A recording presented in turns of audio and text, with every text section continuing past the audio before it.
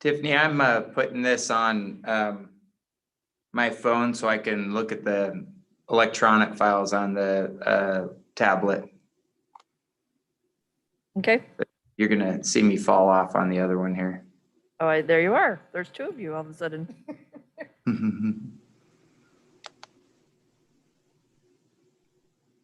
Yeah.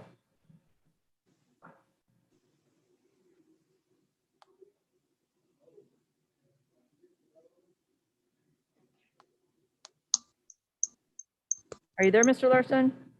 I am. Okay, great. We'll get started shortly. Had a little bit of a challenge dialing in, but got it. Okay, great.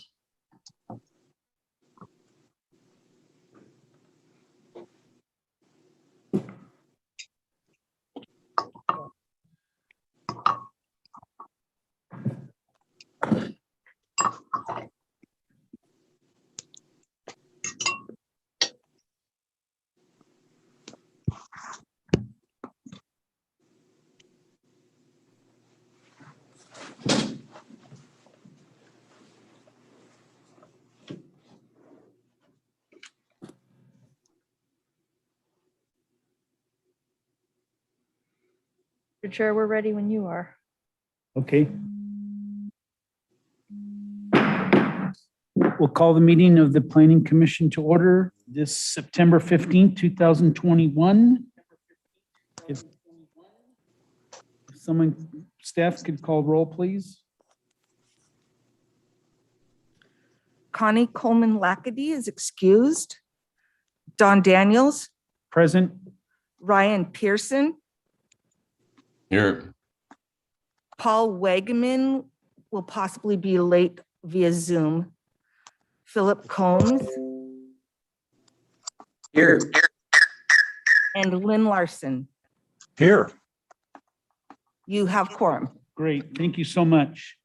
Before us, we have the minutes of September 1st, 2021. I'm looking for a motion. I'll motion to accept the minutes as written. So moved. Second. Okay, was that Mr. Combs that said first, second? Mr. Larson. Mr. Larson, all right. Mr. Larson, second. On the approval of the minutes, to any discussion or changes to the minutes? Seeing or hearing none at this time, all those in favor by saying aye? Aye. Aye. Aye. Mr. Combs, aye. You're on the mute, Mr. Combs. Okay, good. So minutes passed as written. Thank you. Any changes to our agenda tonight? No, Mr. Chair. No changes to our agenda. So at this time, we will open up public comment. Anyone wishing to speak tonight on any subject? I will make a note, if you are here online or in person wishing to speak about the 2022 comp plan docket, we're going to have a public hearing. So if you want to hold your comments until then, so they'll be on the record. But any other opportunities for talking under public comment? And we have Mr. Glenn Spieth going to step up to the microphone in person and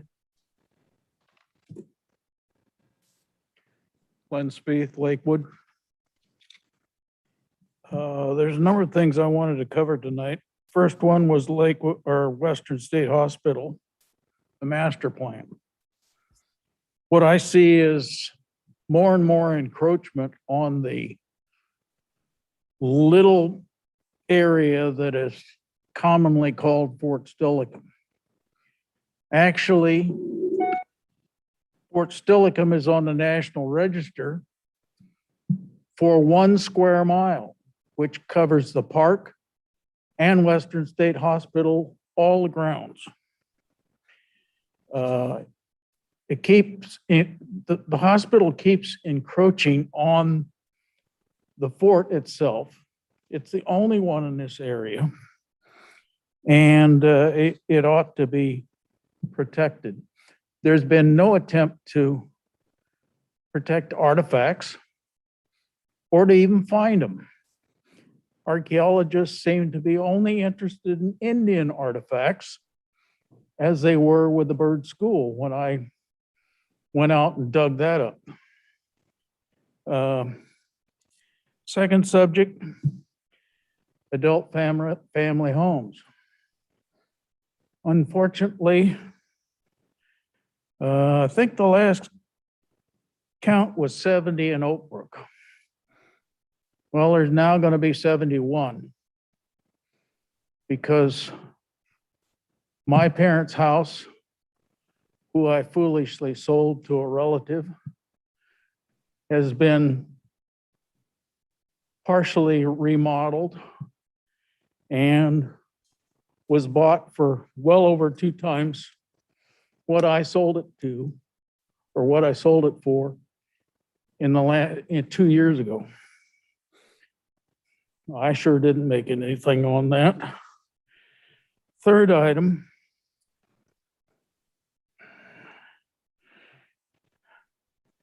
(7-Eleven). They've been graffitied. They've been broken into and wire was stolen. And that's going to be a continuing problem.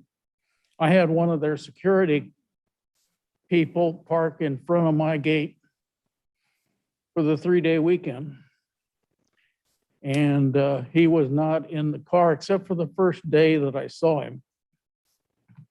But apparently he was stationed in Seattle. They eventually fired him because the place was broken in while he was supposed to be watching it. So that's it for now. Thank you, Mr. Speed. Thank you for your comments. Ms. Tiffany, do we have anyone online to talk under public comment tonight? I believe we do. Maria Chiachi, I hope I'm saying that right, has her hand up. Okay, Maria, go right ahead.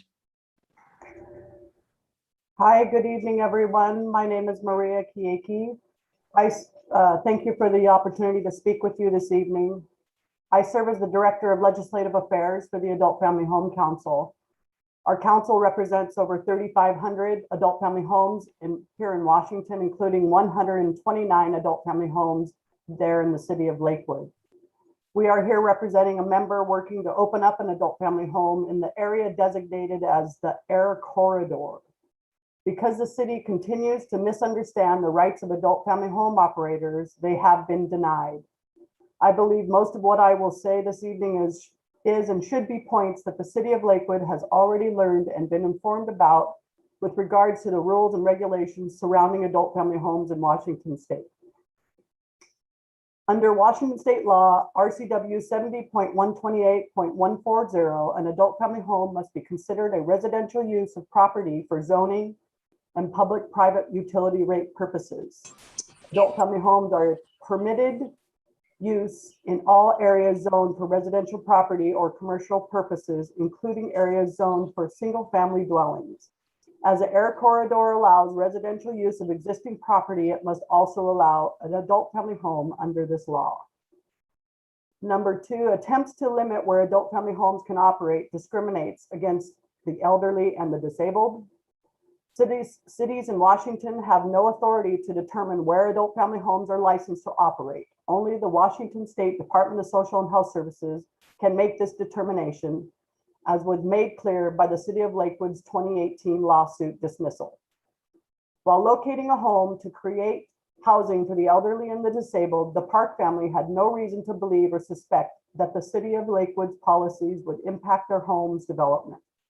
Once again, the City of Lakewood is creating financial hardship for a family willing to open their homes to the vulnerable and the disabled, denying your community a much needed resource. Please let me know if you have any questions and I will do my best to answer or find your answers to your questions. Thank you for allowing me to speak. Thank you so much. We have no questions at this time. Appreciate it. Anyone else, Ms. Spear?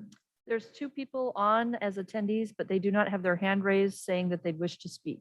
Okay, Oh, I'm sorry, Mr. Siebel and Ms. Minetti both did, so. Okay, Mr. Eric Siebel, go right ahead. Thank you very much. Can you hear me? Yes. Okay. Hello, and thank you for the opportunity to speak before the Planning Commission. My name is Eric Seibel. I'm a resident of Lakewood, and I live on Ponce de Leon Creek. As a member of the Lakewood Gary Oaks Conservancy and the Conservation Committee of the Tacoma Audubon Society, I'm speaking tonight on the proposed revision to the city's tree retention policy, specifically Municipal Code Chapter 18A.70.310. We support the recommendation of revising Section B of this code, and we're asking to have a protection added that specifically protects Gary Oaks in industrial zoned areas of our municipality. We ask that the language of this section should read something like this, quote, B, industrial zone properties are exempt from this chapter except where specific tree preservation is required as a mitigation measure under SEPA, and except on industrial zone properties where Gary Oaks are present, unquote. We feel this would be a sufficient start to the process of preserving and protecting Lakewood's Gary Oaks through our city's code. So besides the aesthetic appeal of our city's trees, they also represent one of our community's best defenses against the coming climate change emergency. Above normal temperatures and an increase in heavy precipitation are the most immediate climatological threats to our community that we need to plan for. We will be working to ensure that all trees be given priority status in order to preserve them as a defense against some of the worst effects of the climate emergency. It's estimated that it will take nearly a millennium to reduce atmospheric carbon to pre-industrial revolution levels. Currently, carbon capture and sequestration technology is in its infancy. Our best current option is to plant billions, that's billions with a B, trees to restore the carbon balance of our atmosphere. It's important to plant fast-growing trees such as the eucalyptus to sequester as much carbon as quickly as possible. But the flaw in this strategy is that these types of fast-growing species typically do not live more than 80 to 100 years. A Gary oak, for example, can live for 800 to 1,000 years, which is what makes their preservation essential. Hydrologically speaking, a tree is like a gigantic wet rag waving in the wind. A tree connects the earth to the sky. It's a gigantic pumping operation. At any moment, there are tons of water suspended above our heads in the canopy. This water is contained in the leaves and the trunk of our trees. This leaf-bound water has a cooling effect on the air around the mature and the shade mitigates the sun's effect on the ground. In addition, the leaves of a mature tree canopy can mitigate the possibility of flooding during rain events. A certain portion of the rain is captured in the canopy and then over time filters down to ground level. This has the effect of acting as a brake to flooding events. In short, there's a lot of advantages inherent specifically with this species. And so that's why we're asking for Gary oak protection. In summary, our group, which represents a broad cross-section of Lakewood citizens, is in favor of amending our city's tree retention policy. Thank you so much for your time and attention. My name is Eric Seibel. Thank you, Mr. Seibel. We appreciate your comments. Christina Minetti.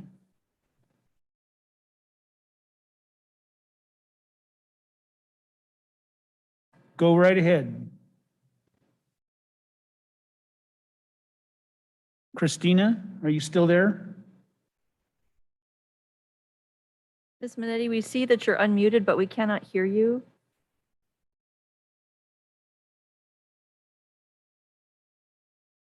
Okay. Ms. Minetti, in case you were going to ask, we did receive your written comments and they've been provided electronically to the Planning Commission members.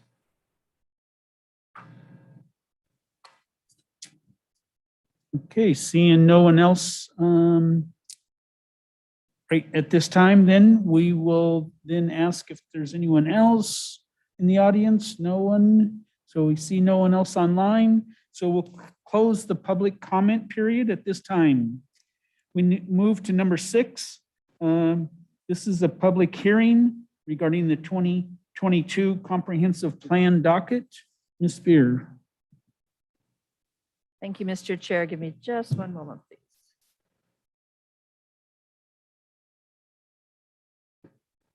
All right, so as you just said, Mr. Chair, this is the evening for a public hearing on the 2022 Comprehensive Plan Amendment and Map and Text Amendment docket hearing. So this is not the final decision by the Planning Commission as to what any of these amendments will say.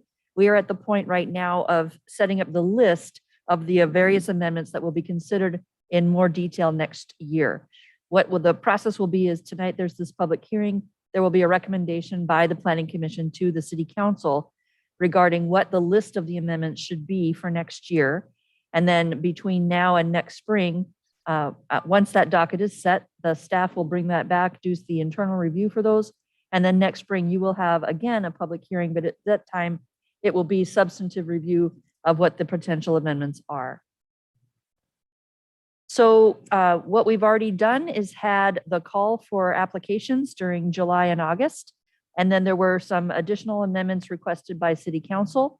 So we now have a list for your consideration this evening. Number one is related to tree preservation and talking about Gary Oaks, the preserve that's by the St. Clair Hospital, as well as other policies and code related to tree preservation. The second application is an update of the Tillicum Neighborhood Plan and potentially the Tillicum Center of Local Importance. This is follow-up to the 2021 Comprehensive Plan cycle. The third amendment is a review and update of the housing chapter and then related amendments to the Lakewood Development Code regarding housing. The fourth is looking at adult family homes within Air Corridor 1 and Air Corridor 2 within the city. And some of that discussion will also be had this evening by Mr. Buer. Number 5 is looking at some additional updates to the comprehensive plan needed following the adoption of Vision 2050 by the Puget Sound Regional Council. The 6th is updating certain maps and graphics within the plan. They're really technical amendments to reflect adoption of the Parks Legacy Plan and the 2 sub-area plans. And then should there be any changes to the Tillicum information discussed above, there may be some additional maps needing change. And then the final one, I'm sorry, it's slightly cut off in your image, I think, but it is looking at parking requirements, both for the city-wide requirements in Chapter 18A 80, and also specific to the Lakewood Station sub-area code, which is Title 18C. There were no, as of yet, city-initiated zones or map changes or text changes from the City Council or the Commission yet. There was one privately requested map amendment or rezone. This is going to be moved out of the comprehensive plan process because it is a single parcel and needs to be handled as a site-specific rezone under a different section of the Lakewood Municipal Code 18A 30, Article 7. So very quickly, the parking stuff that's been added since this packet was circulated to you and to the public relates specifically down on the bottom here of the screen. You'll see for non-residential uses, there's some language in red that's being suggested for addition. And what we're talking about is adding that this subsection of code would also apply within the mixed residential zones, MR1, MR2, and also the multifamily zones, MF1, 2, and 3. The off-street parking related specifically to the Lakewood Station sub-area. There's no changes here. This is simply to remind the commission what it saw earlier this year, that there are certain requirements for vehicular parking and also bicycle parking, and it changes by the land use, what the parking requirements would be. There is the ability to reduce due to shared parking or due to public parking availability in the current code. And there's also a reduction due to lower parking demand or an increase based on greater parking demand. And then also there's the reduction that's allowed if it is within a quarter mile of the Sounder station here in the city. So the reason, I'll back up just a moment. This request, the addition of additional zones within the non-residential uses requirements, came from one of the council members. And so that has been asked to be added for this evening's hearing. The other discussion also came from the full city council. This is as a result of a recent application made to them for multifamily tax exemption. And there was some discussion about the parking requirements on that project. So they wanted to bring this back once more. So where we sit in terms of the legislative process is this evening's public hearing. October 6th is when the Planning Commission is scheduled to take action on the recommendation for the docket list, and then it moves on to the City Council. By mid or late November, the City Council will take action itself, and then again, that docket will be finalized and come back to you next spring with the actual substantive amendments. And that's all I have for you, Mr. Chair, prior to the public hearing. Great, I appreciate it. Do we have, at this time, we'll open up the public hearing as well for comments Is there anyone in the audience tonight that would wish to speak on the public hearing of the 2022 comp plan docket? Seeing no one in the audience, and do we have someone online on Zoom wishing to speak under the public hearing? Would Have any of James- yeah, there's four members of the public, Mr. Chair. None of them have their hand up, but if you'd like to participate in the public hearing, please raise your hand virtually.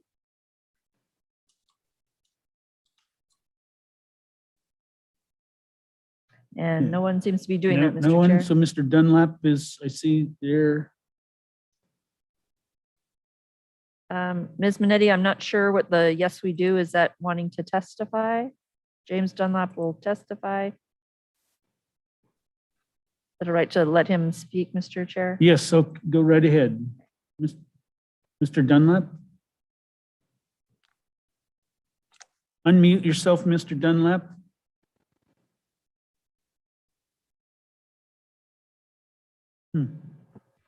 Okay, there you go. Oh, okay. Are you on the line, Mr. Dunlap? Oh, yes, I am. Sorry, I've just got here and I just wanted to make a comment about family homes. Can you hear me okay?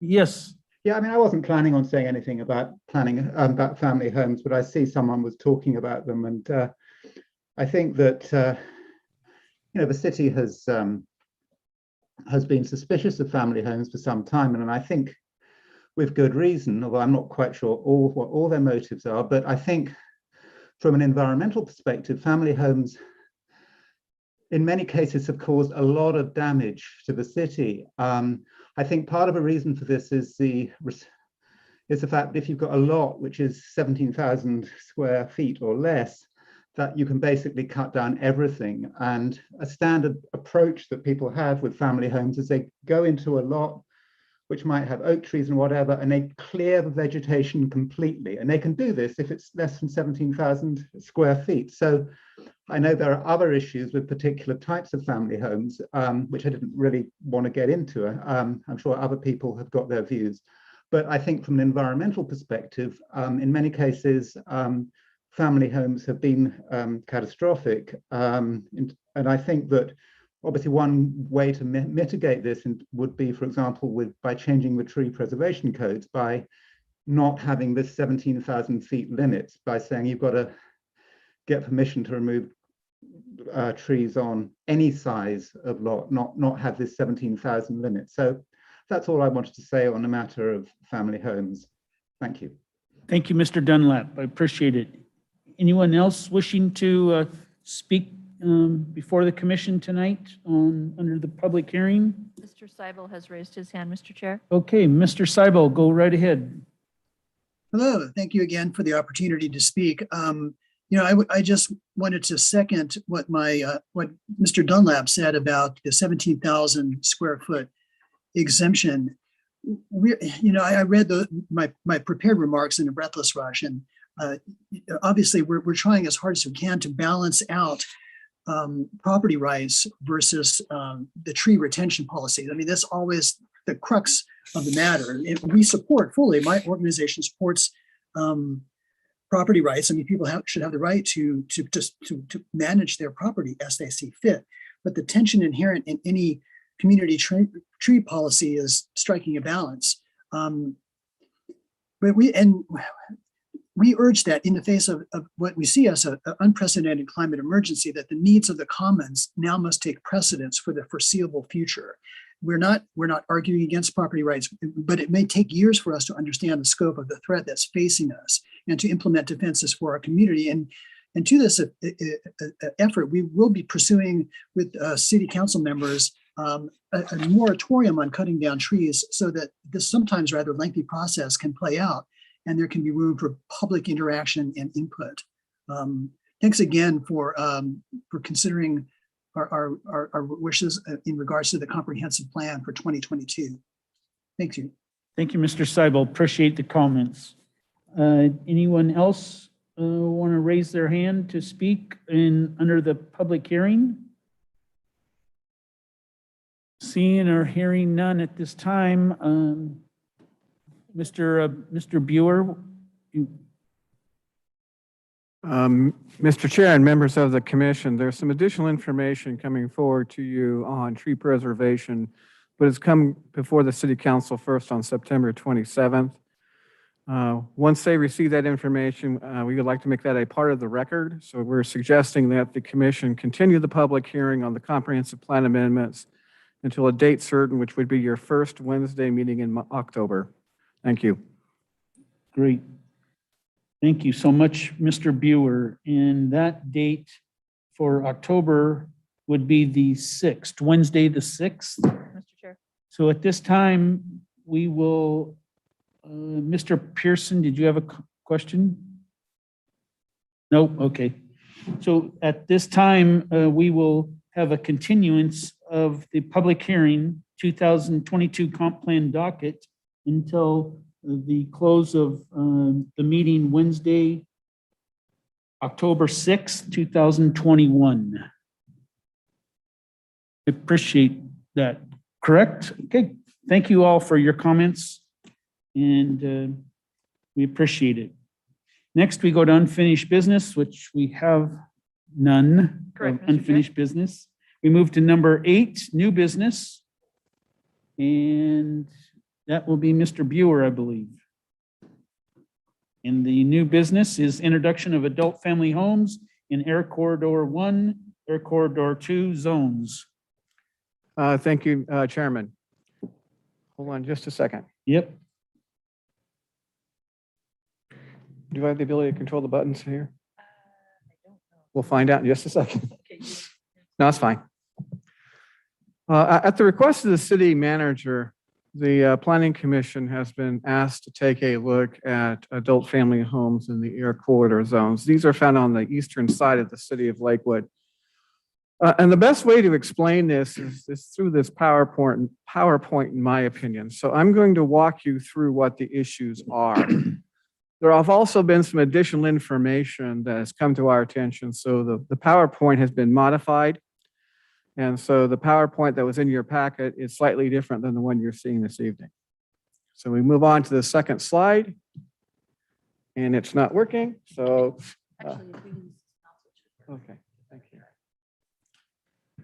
What this presentation will cover, there's 8 elements. What is an adult family home? Review of state law for adult family homes. Review of local regulation.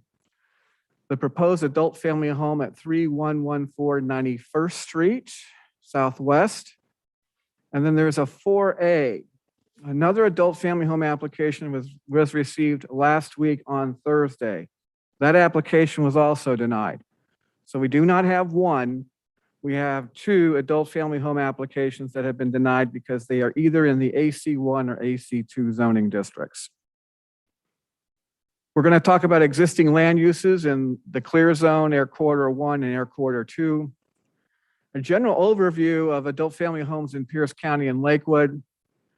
And then we spent some time on number 7 and identifying adult family home locations adjacent to existing municipal or regional airports elsewhere in Puget Sound.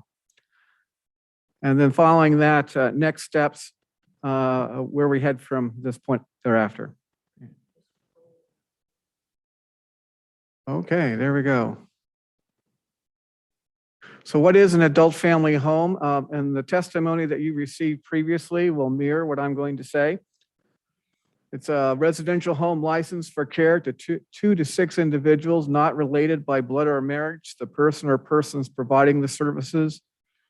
The legislature also amended that up to 8 in certain circumstances. That's a recent amendment to adult family home regulations.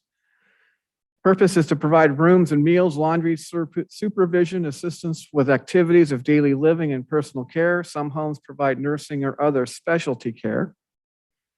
Generally, they're at a residential home address, but they can be located in a commercial zone, and we do have adult family homes in commercial zones.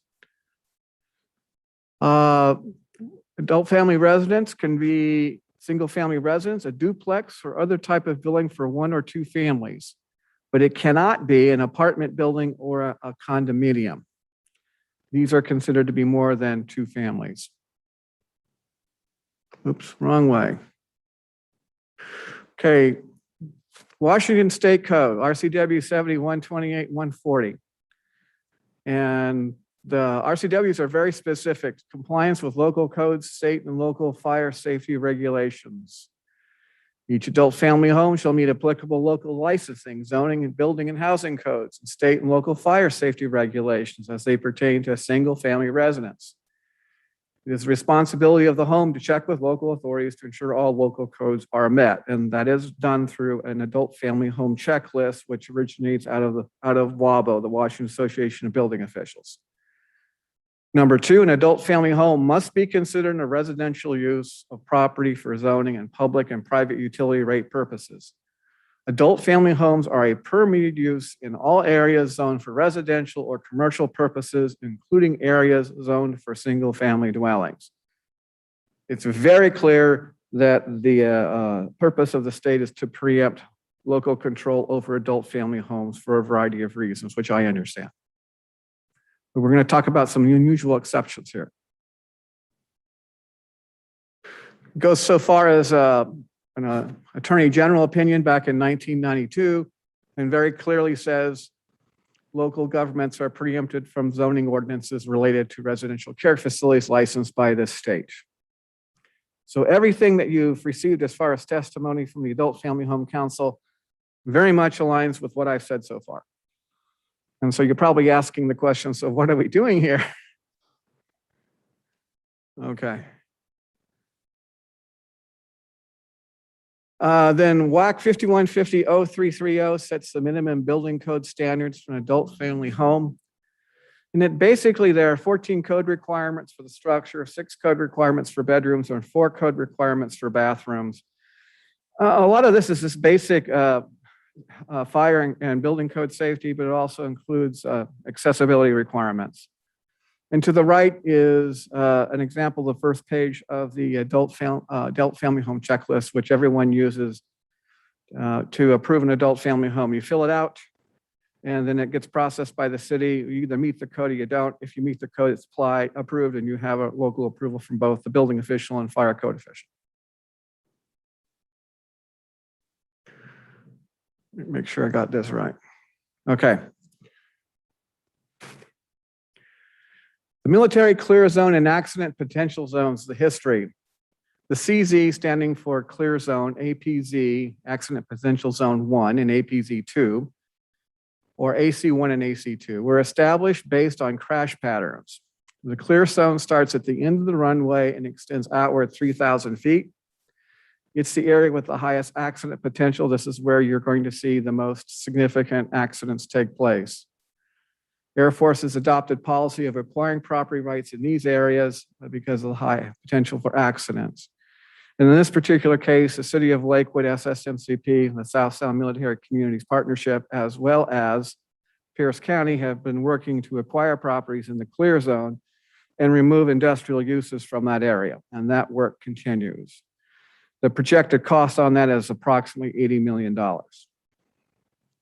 Now, to the north of that is APZ 1, and it extends 5,000 feet from the edge of the clear zone. And then APZ 2, or Air Corridor 2, extends from APZ 1 an additional 7,000 feet. APZ 2, or Air Corridor 2, includes both all of Lakewood and parts of Tacoma.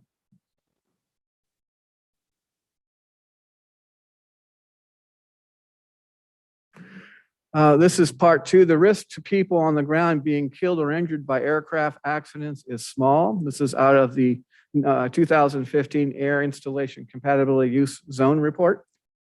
However, an aircraft accident is a high consequence event. When a crash does occur, the result is often catastrophic. Air Force does not attempt to base its standards on accident probabilities, but instead prefers to look at land use planning in its direction. Specifically, it's looking at increases in density or intensity of activity, and often referred to as encroachment. Encroachment becomes a major concern when Department of Defense initiates base realignment and closure, or also known as BRAC procedures. The last BRAC was in 2005. BRAC was also being considered in the late 2016, 2017 timeframe, but did not move forward. But both the city, Pierce County, local agencies, and JBLM are very sensitive to this subject.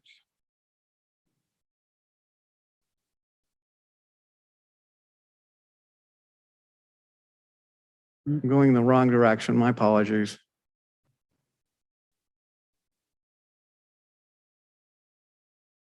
There you go. I've already talked about this. This has to do with where they're located. And this is the descriptions I believe you find in the zoning code. Specifically, we're referring to Air Quarter 1 and Air Quarter 2. And basically, these designations or definitions mirror what's currently in the AICUZ documents. This is two aerial photographs of the community of Lakewood in 1970 on the right, and the city of Lakewood in 2018. And you can see that the clear zone was completely undeveloped entirely, as well as portions of property to the north of 512, both in Pierce County and in Lakewood. And then you see the difference in 2018, where you've seen a significant amount of development activity. The other purpose behind showing this map is there was an airplane accident or crash in 1969 when a Navy intruder was leaving or departing McCord. It veered to the left and basically crashed into near the intersection of 512 and I-5. So the accidents do occur. Again, when they do, they're fairly catastrophic. There was also another accident recently in that same time frame where an F-106 crashed into an apartment complex in the vicinity of 112th Street and the Spanaway Loop. Why is BRAC important to the city? This is a document prepared by both South Sound Military Communities Partnership and University of Washington. And it shows the economic impact of that JBLM has upon the region. I think overall, if you add up the numbers, it comes close to over $10 billion. Off-base housing alone is close to, well, it's over $600 million. The numbers are significant. So when we start talking about encroachment and BRAC, there's an economic aspect to this that I would like to bring to the commission's attention.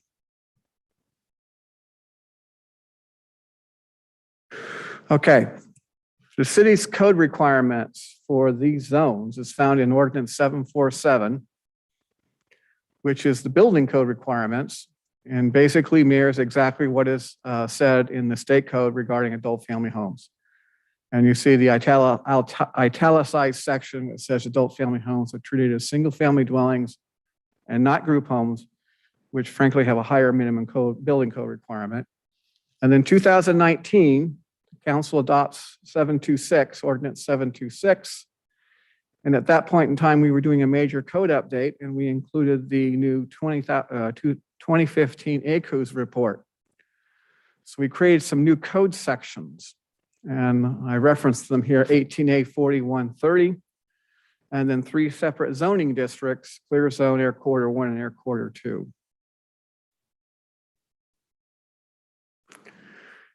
This is a description of what's in the code. It's its purpose statement. And it talks about the purpose of these zones. This is in the middle paragraph, is to promote land use and development that is compatible with aircraft noise and accident potential associated with McCord Air Force Base, the potential to life and property from hazards associated with military operations necessitates control of the intensity, type, and design of land uses within the air corridor. And then the ML zoning district is applicable to lands in the military lands in the comprehensive plan. There is a military zone, and that's referenced some land within the city of Lakewood that is in JBLM, which people may not be aware of. Okay, so this is a map that is representative of the three zones. Clear zone is red, air quarter 1 is blue, and air quarter 2 is green. And it comprises the area basically from 112th Street all the way up to 80th Street. And you see some variation along the sides, mainly because in the northeast corner, that is Ward's Lake, where the city, because of air corridor zones, has been acquiring open space lands to prohibit any further development and to expand Ward's Lake Park.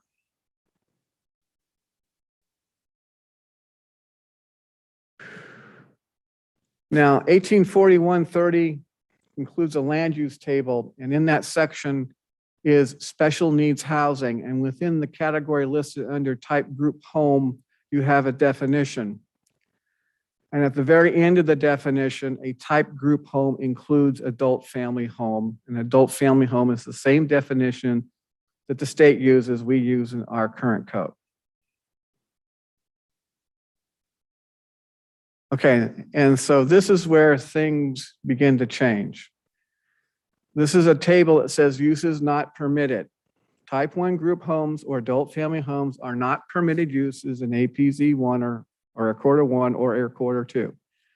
And there you see it. I shared it in red. It might be difficult to see, but basically, if it has the horizontal mark across the box, it is not allowed. And you see all of these uses are not allowed in any of these zones. And then there are other uses not allowed in these zones. And that includes accessory dwelling units, cottage housing, detached house, single family on lots greater than 20,000 square feet, duplexes, triplexes, multifamily homes, mobile home parks, childcare, daycare, and family daycare. Also not permitted because the city's belief is that this increases the intensity and level of activity in these zones.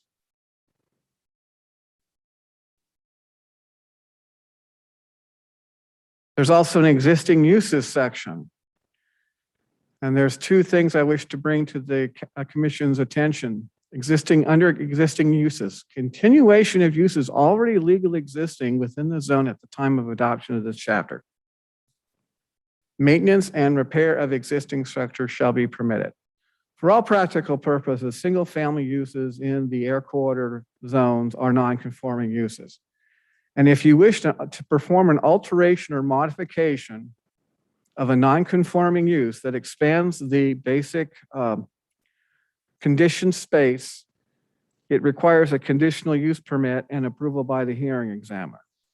And you have to make very specific findings as to why your use is to be allowed in this zone.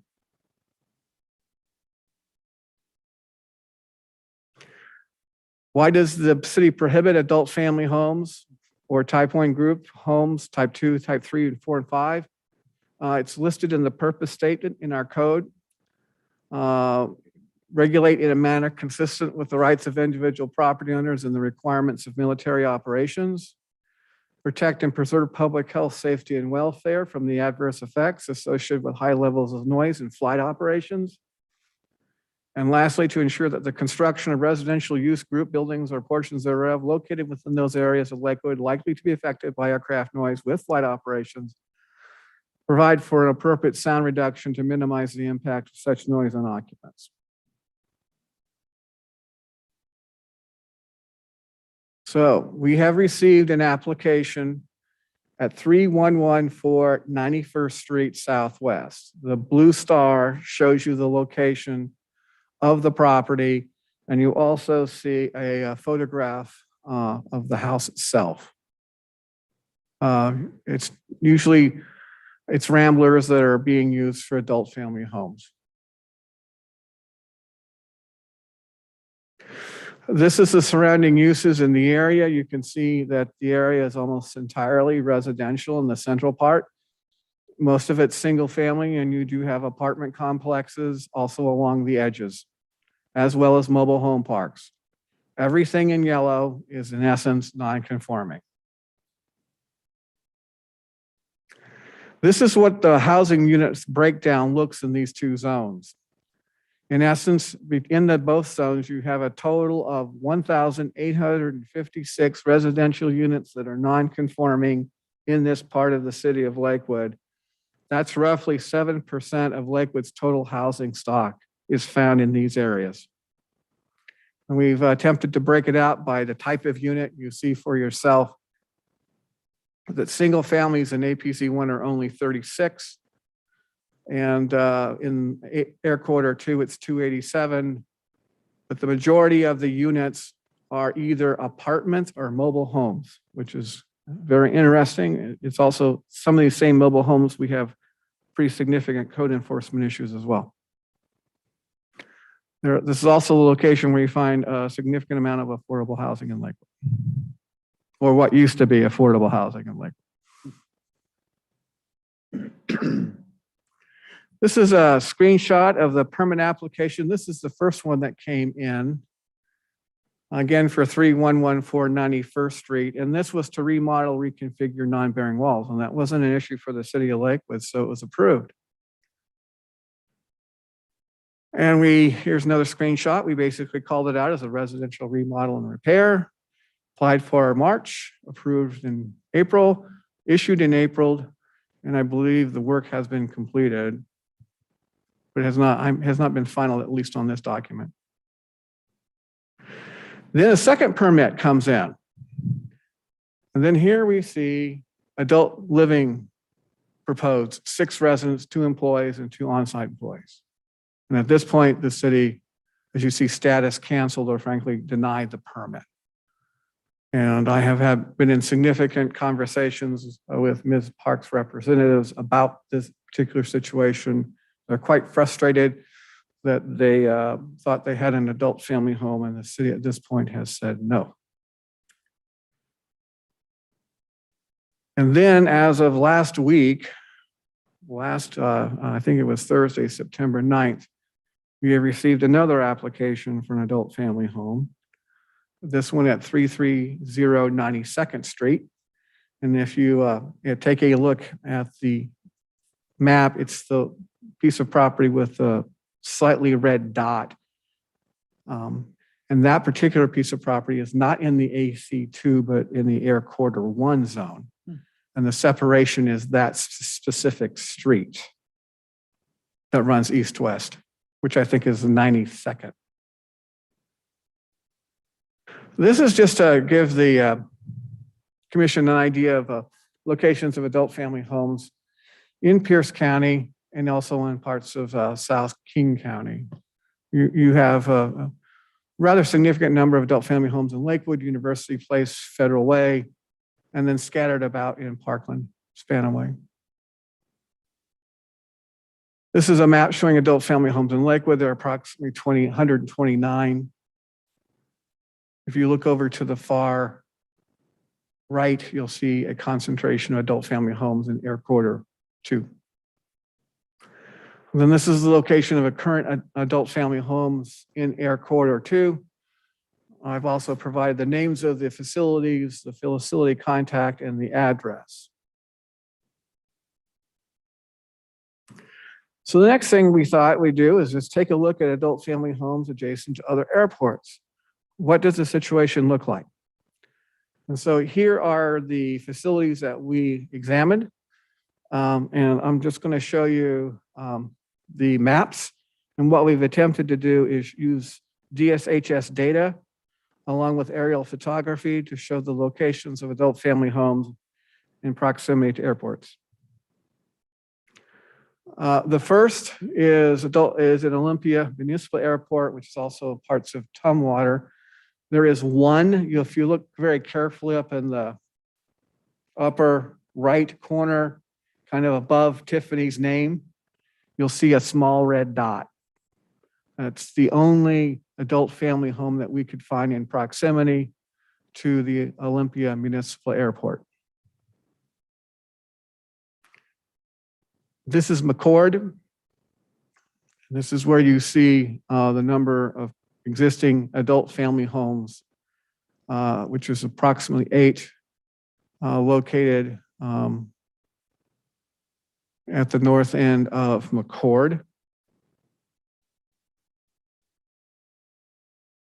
This is Tacoma Narrows. There are none.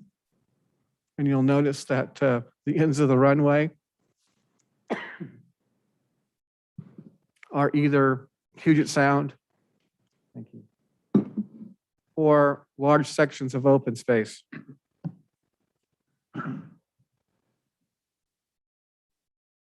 This is Thun Field, which is in Pierce County. It's difficult to see on this map, but you do have 2 adult family homes at the north end of Thun Field. SeaTac North, because of the size of the airport, it's broken up into 2 slides. But again, you do not see adult family homes directly underneath the airport per se. You see them basically on the edges of the airport. You'll also note that the Seattle Port Authority has done a pretty decent job of acquiring property and removing residential uses underneath the airport facility. This is the south side of SeaTac. Again, in this particular area, you don't see very many adult family homes. If you do, they're located on the edges of the runway path itself. And in this particular area, Seattle Port Authority, in essence, purchased a considerable number of homes to create the open space area that you see with the expansion of the airport facility. Boeing Field, none. You do see some over in the what I would call the Skyway neighborhood area of unincorporated King County. And the river is the dark line on the left side of the map. Renton Municipal Airport, the north end is the lake, the south end is downtown, and the adult family homes are located off the runway, off on its edges. Adult family homes in Payne Field, north end, nothing. Again, they've gone ahead and purchased large open space tracts to protect individuals from noise and potential crash areas. Generally the same thing on the adult family homes on Payne Field at the south end. You do see some adult family homes, but again, off to the side. Next steps is basically public outreach. Again, is part of that is to holding this particular meeting. I would let the commission know that we did invite all of the adult family home providers who have property in the air quarters to this meeting this evening. I have had extensive conversations with a representative for Munjing Park. I am aware that we've already received written comments from Mr. Ficker representing the Adult Family Home Council, and we received verbal comments this evening. In the process of pending maybe a formal recommendation from SSMCP and perhaps written comments from Joint Base Lewis McCord. At a future meeting, depending upon the commission's direction, we will be seeking recommendations from the Planning Commission to forward to the City Council. At this point in time, I'm trying to reserve some space on the City Council agenda sometime in November for them to consider this topic. But at some point, we're going to be asking the commission, does the commission want to move forward with a recommendation to change the current code to allow group homes in these zones, or stay with the current zoning, or do something different? I will tell you also that because we have denied 2 adult family homes, there is some potential for litigation. And so I will point that out to the council. As you can see, there's some tension points between state law in our particular situation regarding health and public safety.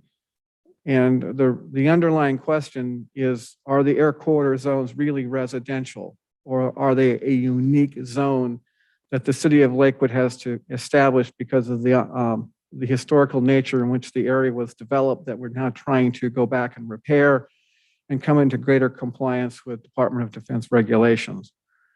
So that really concludes my presentation this evening. I'm happy to take any questions the commission may have at this time, and then once again, allow people to comment on this if they would like to do so. Great. Thank you, Mr. Buer. I appreciate that. Any comments from fellow commissioners first? Mr. Pearson has his hand up. Does he? Mr. Pearson, go right ahead. Yeah. So, Mr. Buer, were those the 8 existing adult family homes, were those permitted prior to the previous code change that changed that zoning to not be residential and not allow adult family homes? So those are non-conforming because of the zoning change in that area. Is that why those are there? Yes, the way I would state it was the previous code did not say you could not have adult family homes, and so therefore we allowed them to move forward.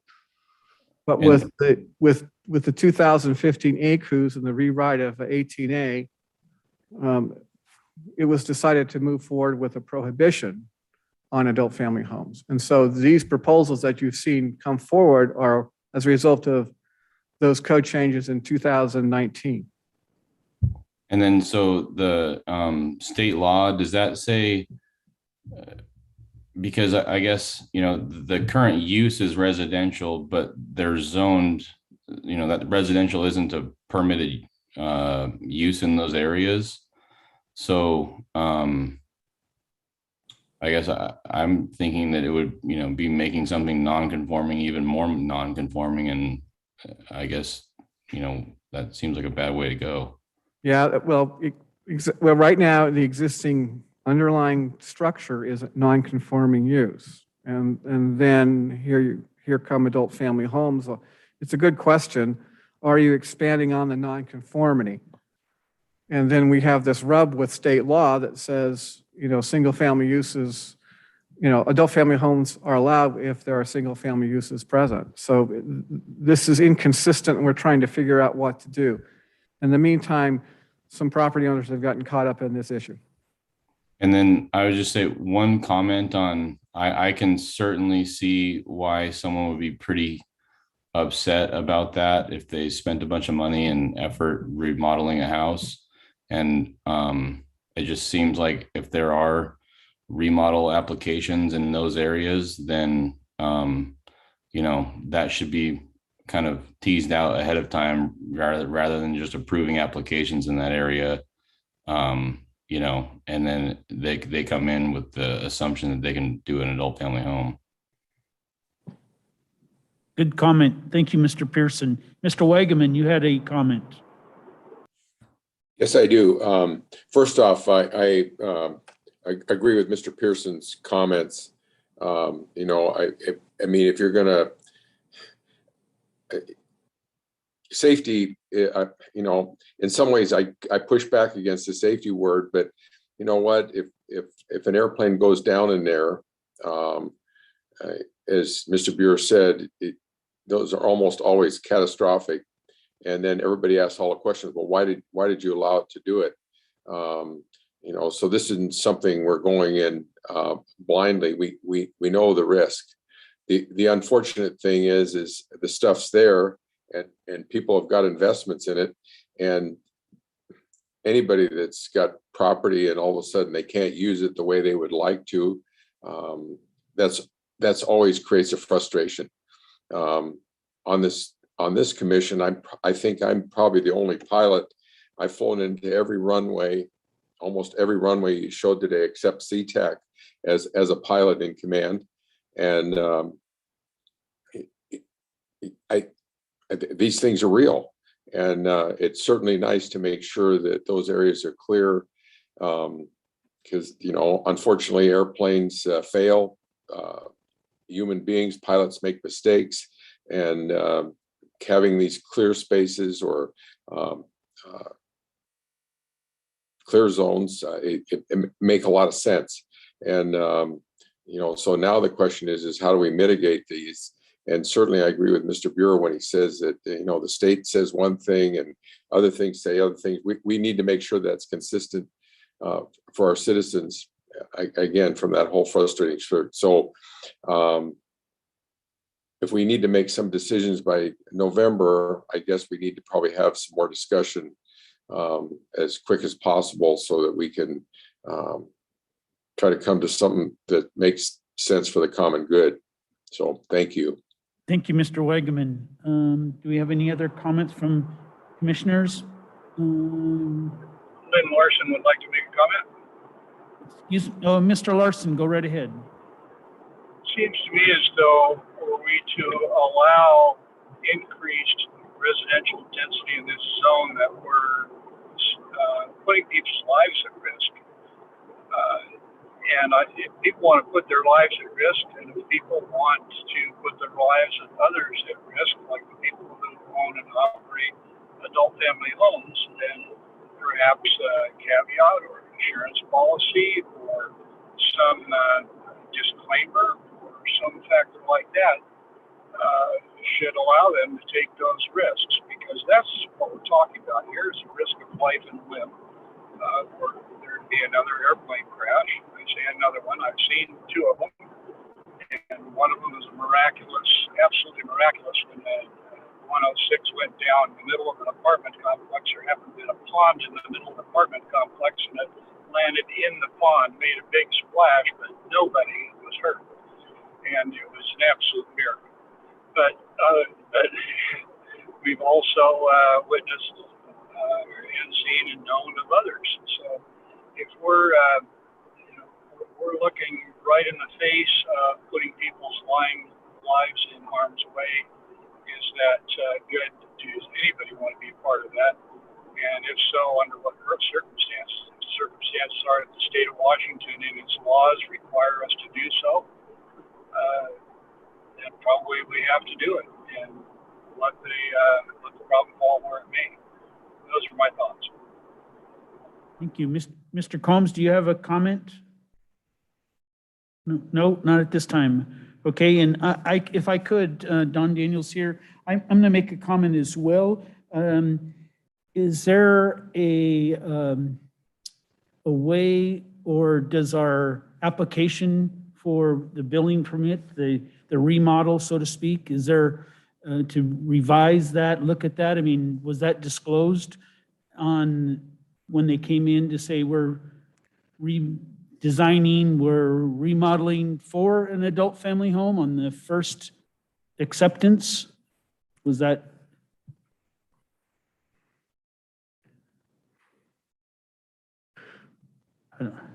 I don't know how to answer Okay. that question right now. Okay. I will tell you that we receive on average 1,800 building permit applications a year. Okay. People are already upset with us because they think we take too long. Right. And so we do try to process them as appropriately as Yeah. possible. But we rely upon them to give us the correct information. Right. Right. If they don't tell us it's an adult family home, I'm not obliged to Yeah. ask that question. Right. And I'll also tell you that one of the problems we have with adult family home providers, they are often in the process of doing work without permits. Yeah. Yeah. So we come back after the fact and issue stop work orders on a fairly regular basis, and it creates a lot of consternation at both levels. Yep, We I currently agree. have 2 adult family home applicants that have received stop work orders. Yeah. So it's difficult for me to say how we're going to catch this. Sure. One of the things we have talked about is rewriting the code that basically says you can do this, but please be advised you are proceeding at your own risk, given the fact that you are located in adult family homes or in these particular areas, and pointing that out as a part of the code and as a part of the application process. Yeah. But I would prefer to have that codified, because if there ever was an accident, Yeah. I want to make sure very clearly that the liability does not rest with the city, because the city was opposed to this from the very beginning. It rests with the applicant and with DSHS.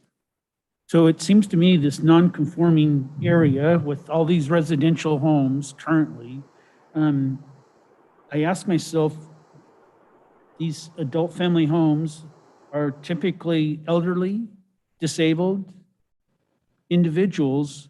Why would we want to put that most vulnerable population in these type of situations moving forward? Why would we do that? I understand the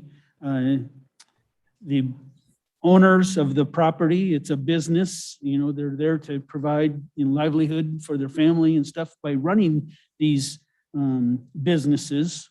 But man, the liability, like you're saying, and just to have these individuals in there. If my parents were in one of these homes and something happened, you know, it would be just a mess and a tragedy that something happened and they were placed in these, you know, homes. So, yeah. The other thing that I would point out to the commission as a whole, because these are all legal non-conforming uses, their value is probably less than other single family homes. Mhm.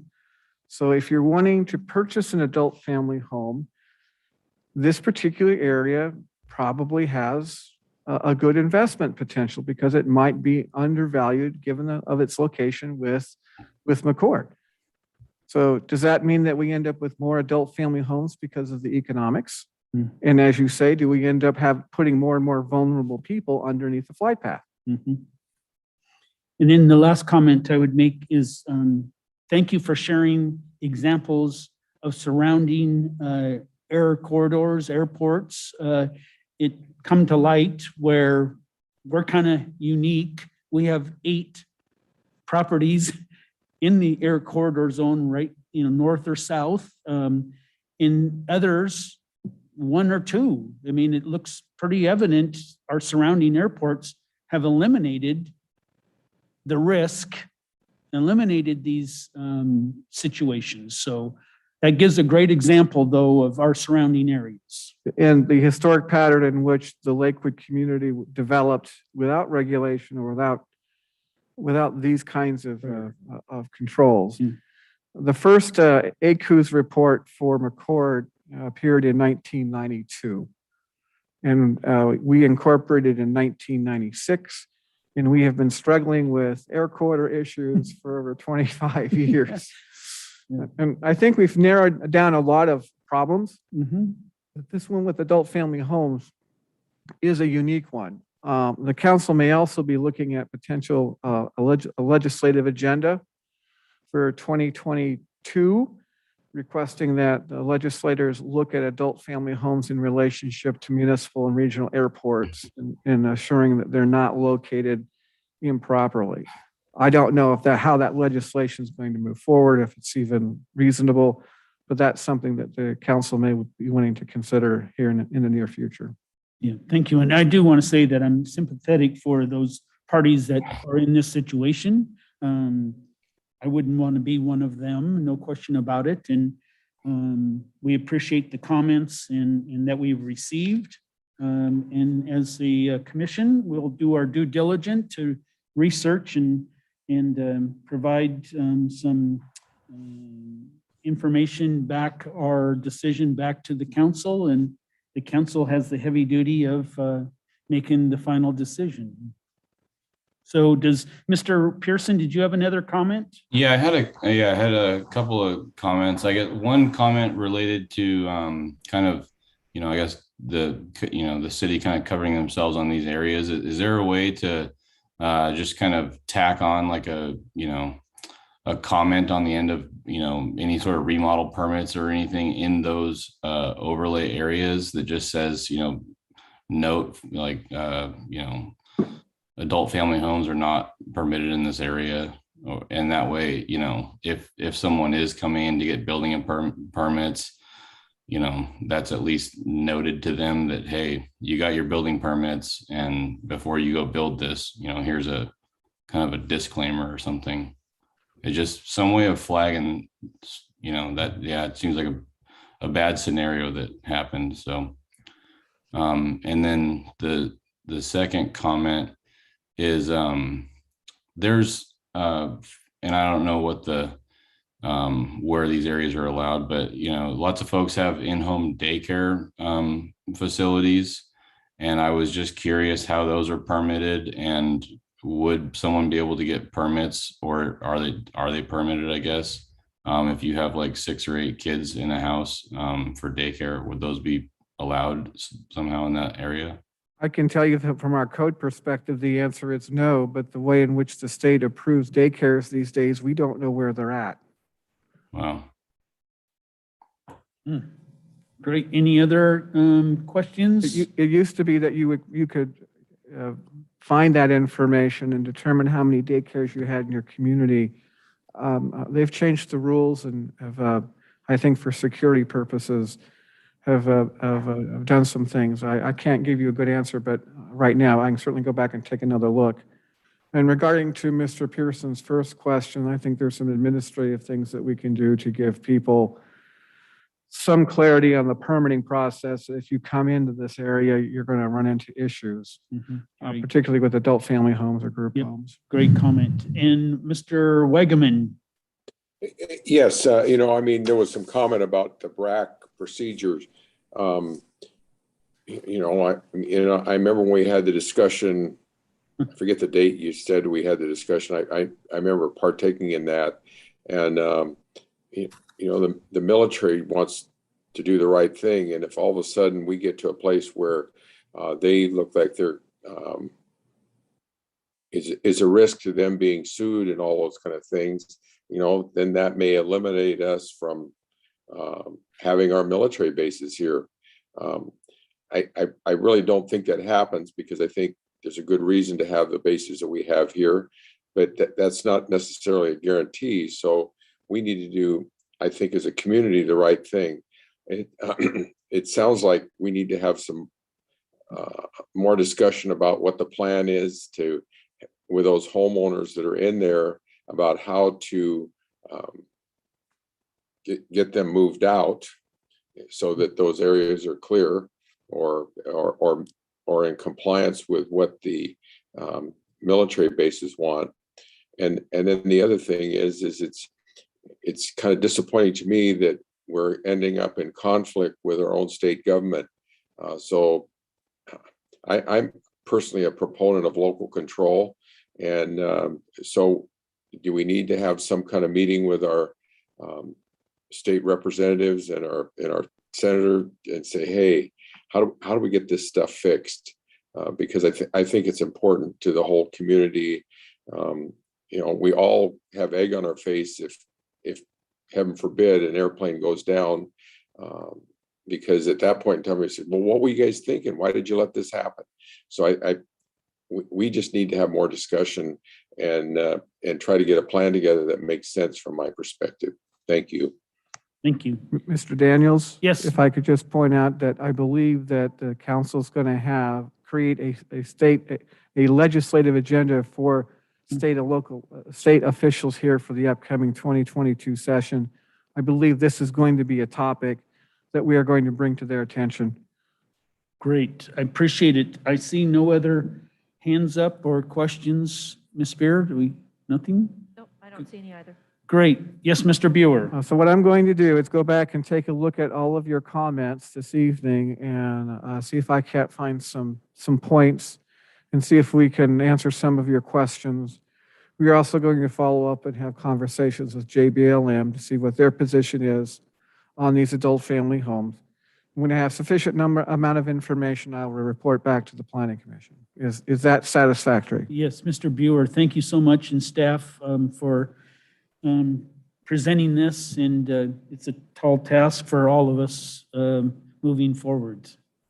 Thank you. Thank you. Okay, moving to the next subject, the reports from staff. Really nothing other than to say that our next meeting, which will be in October, there's an extra week in there because there's a 5th Wednesday in September. But we will be coming back with the conclusion of the 22 Comprehensive Plan Amendment hearing, discussing that, perhaps providing amendments or additional items that the Planning Commission would want to consider for that docket. And that's all I have for you, sir. Great. Any reports from fellow commissioners? Mr. Wagaman? Yeah, Don, do we, I got in here just a few minutes late, so did we need to vote on the minutes or anything tonight, or did we have a quorum to be able to do that? Yes, we did. We voted, Okay. yes. Thank you. Okay, thank you. How about Councilmember Boki? No comments tonight from Mr. Boki. Thank you for coming in attendance, and also Councilmember Branstetter in the audience. Thank you. There, I think we're done. Well, thank you, everybody, for participation, your comments, concerns, and good evening. Planning Commission adjourned. Thanks. Take care. Yeah.